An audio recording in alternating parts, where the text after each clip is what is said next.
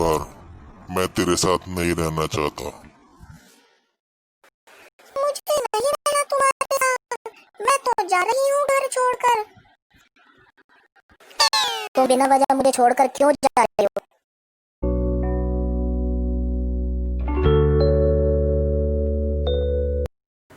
नमस्कार दोस्तों, मैं अश्वनी सक्सेना स्वागत करता हूं आपका हमारे YouTube चैनल पर। आज हम एक बहुत ही इंटरेस्टिंग टॉपिक के बारे में बात करने वाले हैं जो आजकल की टेंथ सोसाइटी में एक बहुत ही कॉमन प्रॉब्लम बन चुकी है और हम आए दिन लोगों से इन मामलों के बारे में सुनते रहते हैं। अगर कोई हस्बैंड अपनी वाइफ को ज़बरदस्ती ससुराल से बाहर निकाल दे और उसकी वाइफ अपने हस्बैंड के साथ ससुराल में रहना चाहती है, तो कैसे कानून की मदद से वाइफ और हस्बैंड दोनों ससुराल में साथ रह सकते हैं। इसके अलावा कभी कभी सिचुएशन ऐसी भी होती है कि पत्नी अगर लड़ झगड़ कर अपने हस्बैंड से दूर चली जाती है और वापस आने से इनकार कर देती है, तो ऐसी सिचुएशन में हस्बैंड कैसे कानून की मदद से अपनी पत्नी को वापस बुला सकता है। इस तरह की प्रॉब्लम्स न्यू कपल्स में अधिकतर देखने को मिलती हैं क्योंकि जनरली उनके बीच में अंडरस्टैंडिंग नहीं हो पाती है। देखिए, ये कोई अपराध नहीं है, ये एक सामाजिक समस्या है जिसकी सामाजिक स्तर पर अलग अलग तरीके की अटकलें लगाई जाती हैं। सामाजिक स्तर पर अगर कोई ऐसी सिचुएशन हो जाती है तो पहले रिश्तेदारों के बीच या फिर समाज के बीच बैठकर इन सब बातों को निपटाने की कोशिश की जाती है। पर यदि बातचीत के जरिए रिश्तेदारों के बीच या सामाजिक स्तर पर इन बातों का हल नहीं निकल पाए तो क्या करें? ऐसे में किस कानून की मदद से हम मामले को निपटा सकते हैं और पत्नी और पति दोनों अपने दाम्पत्य जीवन को दोबारा से शुरू कर सकते हैं। देखिए, कई बार सिचुएशन ऐसी भी होती है कि झगड़ों के बाद हस्बैंड और वाइफ दोनों में साथ रहने का समझौता हो जाता है, लेकिन वो इस बात को भी कहते हैं कि जब तक कानून की दखल अंदाजी ना हो दोनों हस्बैंड और वाइफ साथ नहीं रहेंगे। तो ऐसी सिचुएशन में हम कौन से कानून की मदद ले सकते हैं?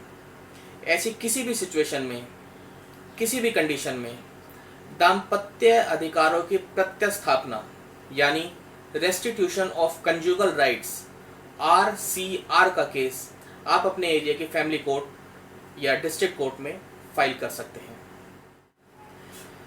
तो दोस्तों, अब हम बात करते हैं कि कौन इस केस को फाइल कर सकता है। बहुत ही आसान, बहुत ही सिंपल सा फॉर्मूला है।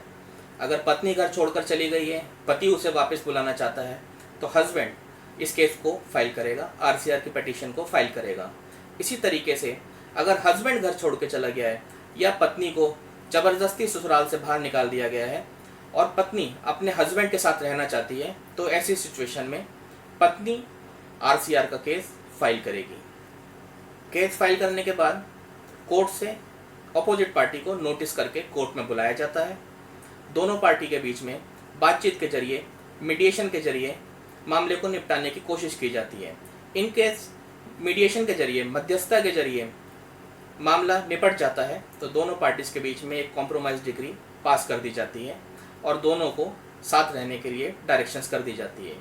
इन केस ऐसा होता है कि मीडिएशन के जरिए मामला नहीं निपट पाता तो दोनों पार्टीज को, दोनों पक्षों को बराबर से सुना जाता है और मुकदमे की कार्रवाई अमल में लाई जाती है।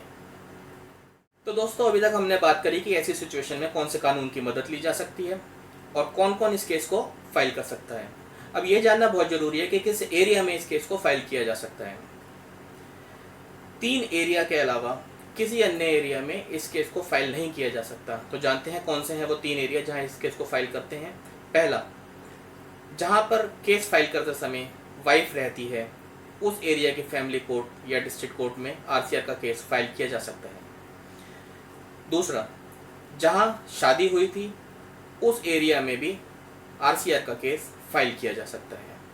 तीसरा, जहां हस्बैंड और वाइफ अलग होने से पहले दोनों एक साथ में रहे हों, उस एरिया में भी RCR का केस फाइल किया जा सकता है। तो दोस्तों, बहुत ही छोटा सा इशू है, बहुत ही छोटा सा फॉर्मूला है। जहां वाइफ रहती है वहां पे भी आप केस को फाइल कर सकते हैं। जहां पर शादी हुई हो वहां पे भी हस्बैंड या वाइफ में से कोई भी उस केस को फाइल कर सकता है, या जहाँ पर हस्बैंड और वाइफ अलग होने से पहले आखिरी बार साथ रहे थे उस एरिया में भी RCR का केस फाइल किया जा सकता है। इसके अलावा अगर किसी भी अन्य एरिया में RCR का केस फाइल किया जाता है तो कोर्ट उस केस को सुनने से साफ इनकार कर देगी और उस केस में कोई कार्रवाई नहीं करेगी। तो दोस्तों अब जान लेते हैं कि रेस्टिट्यूशन के केस के लिए कौन सी कंडीशंस को देखा जाता है। पहला, पति और पत्नी में से कोई भी विदाउट एनी रीजनेबल एक्सक्यूज, बिना किसी जायज़ कारण के एक दूसरे से अलग रह रहे हों। जायज़ कारण क्या होता है, इसको कोर्ट में मुकदमे के दौरान हालात को मद्देनजर रखते हुए कोर्ट तय करती है। दूसरा, कोर्ट के सामने मुकदमे के दौरान कोई भी ऐसा कानूनी मुद्दा सामने ना आए जिस वजह से हस्बैंड और वाइफ दोनों का एक साथ रहना मुमकिन ना हो।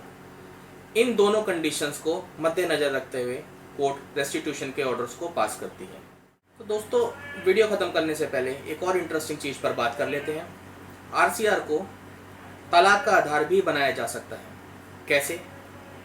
अगर कोर्ट आरसीआर का ऑर्डर पास कर देती है और ऑर्डर पास होने के 1 साल तक हस्बैंड और वाइफ एक साथ नहीं रहते, तो कोर्ट उन पर साथ रहने के लिए दबाव तो नहीं बना सकती, लेकिन हस्बैंड या वाइफ में से कोई भी चाहे तो कोर्ट के ऑर्डर की अवहेलना को आधार बनाकर तलाक के लिए कोर्ट में अर्जी दे सकता है, जिस पर रेस्टिट्यूशन के ऑर्डर्स को ना मानने की वजह से तलाक का आधार मानकर तलाक के मुकदमे की कार्रवाई की जा सकती है। तो दोस्तों आज हमने बात की कि अगर पति या पत्नी में से कोई भी बिना किसी जायज़ वजह के घर छोड़ के चला जाए तो क्या होते हैं हमारे कानूनी अधिकार, जिसके आधार बनाकर हम अपने दाम्पत्य जीवन की पुनः स्थापना कर सकते हैं।